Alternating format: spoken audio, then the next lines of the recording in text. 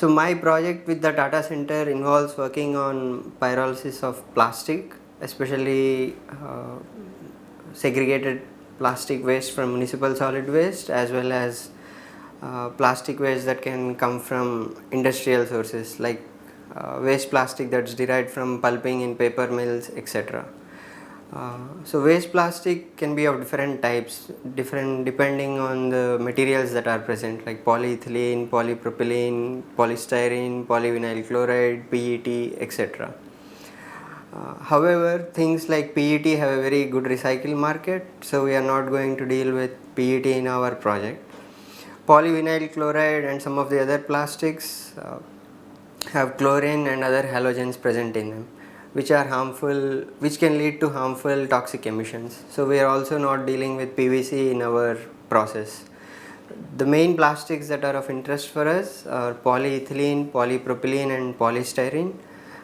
These are the three plastics which have shown to be very good in giving high liquid yields in literature. So we are going to focus on the degradation of these three plastics and trying to see, or rather develop a process indigenously to get the maximum liquid yield out of this.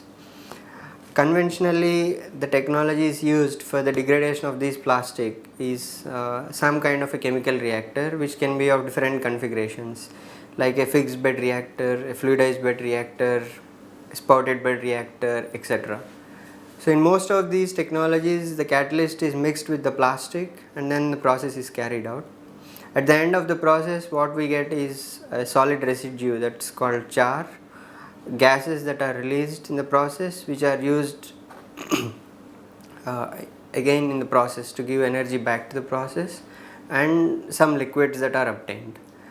Now, since the catalyst is mixed with the plastic, it gets thrown off with the char. So one idea that we are trying to develop in our process is to segregate the use of the catalyst so that it cannot be, or it need not be thrown away with the char. So you can try to use the catalyst multiple number of times.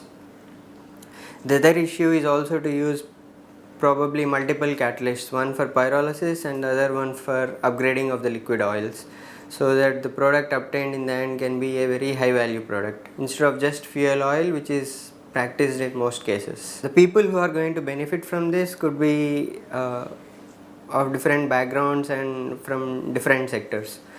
So for example, if you look at a paper mill which generates this waste plastic out of their pulp, they can use the fuel oil obtained from pyrolysis as an internal fuel within their industry.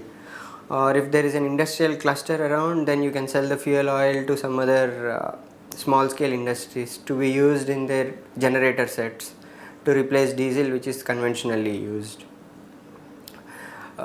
Similarly, if we look at big plastic making firms, for example, let's say Unilever Limited, etc., which are actually the sources of making these plastic pouches or sachets, they can again use this recycled fuel oil as an internal fuel in their machinery.